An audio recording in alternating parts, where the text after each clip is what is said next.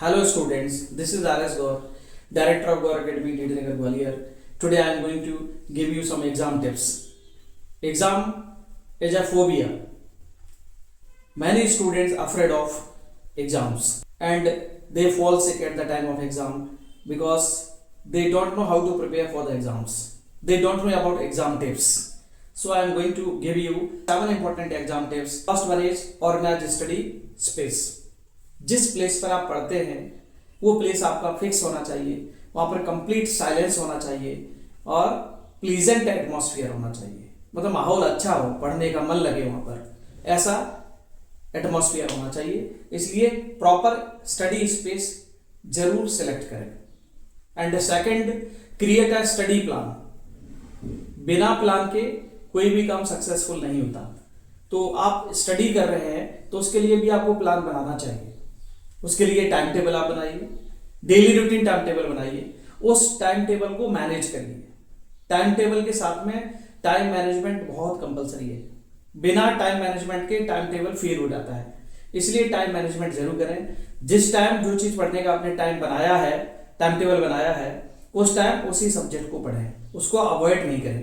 अगर उसमें कहीं कोई ऐसा ऑब्स्ट्रक्शन आ जाता है, कोई हर्डल आ जाती है, तो उसको कंप्लीट जरूर करिए, लेकिन नेक्स्ट आगे फॉरवर्ड करके उसी दिन सेम डे आप उस काम को कंप्लीट करिए। Only then your time table will be successful with the time management. Time management is also compulsory for making the time table successful. Third one is plan your exam day. आपको ये plan करना भी बहुत जरूरी है, M बनाना बहुत जरूरी है कि एग्जाम आपका किस दिन है, कब आपका एग्जाम है। उसके अकॉर्डिंग आप सिलेबस को कैटेगराइज करिए और उसको डेली रूटीन के हिसाब से, डेली टाइम टेबल के हिसाब से उसको स्टडी करिए, पढ़िए और कम से कम 1 महीने पहले उस सिलेबस को आप फिनिश कर लीजिए। और जो फाइनल डेज बचते हैं, जो 1 महीना बचता है आपका, 30 डेज बचते हैं, उसमें ओनली रिवीजन होना चाहिए। मतलब आपको सेटिस्फेक्शन हो कि I have finish the syllabus before a month of the exam. और फाइनल डेज में क्या करें, आप ओनली रिवीजन करिए। एंड फोर्थ टिप क्या है इसकी, प्रैक्टिस पास्ट पेपर्स। अब आपने सिलेबस कंप्लीट कर लिया, आपका रिवीजन चल रहा है, तो जो पास्ट पेपर्स हैं उनकी आप प्रैक्टिस करिए। मार्केट में सैंपल पेपर्स अवेलेबल रहते हैं, उन सैंपल पेपर्स को लगाइए और डाउट क्लियर करिए अपने टीचर के साथ में। तो जो ब्लूप्रिंट है उसके अकॉर्डिंग आप स्टडी करिए। अगर आप अच्छे मार्क्स लाना चाहते हैं, 90+ मार्क्स लाना चाहते हैं, किसी एग्जाम को आपने टारगेट किया, मेरिट में आना चाहते हैं, तो जो ब्लूप्रिंट है उसके अकॉर्डिंग आप स्टडी करिए और sample papers and past papers जरूर देखिए, उनको सॉल्व करिए, डाउट क्लियर करिए 100%। और फिफ्थ वन टिप ये है कि स्टडी करने के कई तरीके होते हैं। आप टीचर के साथ में स्टडी करते हैं, टीचर आपको पढ़ाता है, आप क्लास में सुनते हैं उसको, बहुत अच्छा, साइलेंटली आपको सुनना चाहिए, पढ़ना चाहिए, रेगुलर स्टडी करना चाहिए। लेकिन आप जो सेल्फ स्टडी करते हैं घर पर, तो आप अपने दोस्तों के साथ में, जो पढ़ने वाले बच्चे हैं उनके साथ में ग्रुप स्टडी कर सकते हैं और उसमें स्टूडेंट्स एंड टीचर का रोल प्ले कर सकते हैं। कोई स्टूडेंट उसमें टीचर का रोल प्ले कर रहा है, बाकी अदर स्टूडेंट्स हैं वो क्वेश्चन कर रहे हैं, अपने डाउट्स क्लियर कर रहे हैं, पढ़ रहे हैं, है ना। बाकी जो अदर स्टूडेंट है, कोई स्टूडेंट का रोल प्ले करें, कोई उनमें से एक टीचर का रोल प्ले कर सकता है। तो स्टूडेंट टीचर रोल प्ले करें, ग्रुप स्टडी करें और डाउट्स क्लियर करें। 6 वन है कंटिन्यूअस रिवीजन। अब कंटिन्यूअस रिवीजन बहुत जरूरी है क्योंकि हमारी जो मेमोरी होती है वो परमानेंट नहीं होती। We are not computers. हमारी जो हार्ड डिस्क है वो परमानेंट नहीं है, उसमें रीराइटेबल है। अगर आप नया पढ़ते हैं तो जो ओल्ड वाला जो आपने पहले पढ़ा है उसको फॉरगेट करना चालू कर देते हैं। इसलिए कंटिन्यूअस प्रैक्टिस, कंटिन्यूअस रिवीजन बहुत जरूरी है। जो आपने पढ़ा है उसकी प्रैक्टिस जरूर करें क्योंकि प्रैक्टिस मेक्स मैन परफेक्ट। जब आप प्रैक्टिस करेंगे तभी परफेक्शन आएगा। ओवर कॉन्फिडेंट होने की जरूरत नहीं, ये नहीं सोचना है कि हमने पढ़ लिया है, ये तो हमें आता है। आप कंटिन्यू उसका रिवीजन करते रहिए, तभी आपको अच्छी सफलता मिलेगी। और 7th वन जो टिप है, that is also very important, that is avoid destruction. Avoid destruction का मतलब क्या है, ध्यान विचलित होता है। घर में म्यूजिक चल रहा है, कोई चला रहा है, कोई बातें कर रहा है, बाहर से कहीं से आवाज आ रही है, कोई सब्जी बेचने वाला निकला, उसको आप रोक नहीं सकते। बट आप ऐसी व्यवस्था कर सकते हैं जहां पर थोड़ी सी साइलेंस हो, पढ़ने का एटमॉस्फेयर हो, ऐसी जगह बैठ के आप पढ़ें। टेलीविजन मोबाइल्स को टच न करें, ज्यादा आप सोशलाइज ना हो, मतलब जो सोशियबिलिटी है उससे थोड़ा सा दूर रहें, थोड़ा सा अवॉइड करें। ये आपका जो त्याग है, आपकी जो मेहनत है, बहुत अच्छा रंग लाने वाली है। आपकी लाइफ कलरफुल हो जाएगी। अभी आपको लगेगा ऐसा कि मेहनत करें, हमारा जीवन तो खराब है। पढ़ने में मेहनत लगती है,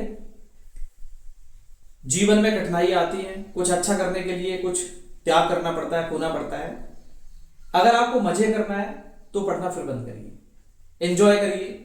लेकिन बाद की जो लाइफ है बहुत फुल ऑफ डिफिकल्टी होने वाली है, बहुत परेशानी वाली लाइफ होने वाली है यदि आप अभी ध्यान नहीं देते हैं। तो जिस टाइम जो काम करने का वक्त है वही काम उसी वक्त करना चाहिए। स्टूडेंट लाइफ है तो स्टूडेंट लाइफ को स्टूडेंट लाइफ की तरह से जिए, डिसिप्लिन रहें, रेगुलर रहें स्टडी में, और पंक्चुअल भी रहें। सभी क्लासेस को आप अच्छे से अटेंड करें, रेगुलर भी रहें, पंक्चुअल भी रहें, डिसिप्लिन भी रहें। स्टूडेंट रेगुलर तो आता है क्लास में, लेकिन पंक्चुअल नहीं है टाइम का, 5-10 मिनट लेट आया, आधे घंटे लेट आया, अल्टरनेट डेज में आ रहा है, रेगुलर क्लास चल रहा है, क्लास में आ गया, रेगुलर भी आ गया, पंक्चुअल भी आ गया, लेकिन डिसिप्लिन नहीं है, दोस्तों से बात कर रहा है, उसका मन कहीं और है, फिजिकली प्रेजेंट क्लास में है लेकिन मेंटली एब्सेंट है। तो ऐसे व्यवस्था नहीं बनने वाली है। आपको रेगुलर रहना पड़ेगा, पंक्चुअल रहना पड़ेगा अपनी स्टडी में, और डिसिप्लिन भी रहना पड़ेगा। टीचर और पेरेंट्स आपके सबसे अच्छे फ्रेंड होते हैं, आपके सबसे अच्छे मेंटर होते हैं। उनसे अच्छा कोई आपको गाइड नहीं कर सकता, उनसे ज्यादा भला आपका कोई नहीं सोच सकता। यदि आपको किसी दिन सफलता अच्छी मिलेगी, अगर आपको अच्छी शानदार ब्रिलियंट सक्सेस मिलती है, तो आपके पेरेंट्स और आपके टीचर से ज्यादा खुशी किसी को नहीं मिलती। बाकी सभी जलते हैं, आपका पड़ोसी आपसे जलने लग जाएगा, आपका रियल रिलेटिव होगा वो भी आपसे जलने लग जाएगा, आपके फ्रेंड्स होंगे वो भी आपसे जलने लग जाएंगे, वो भी एनवी रखेंगे आपसे।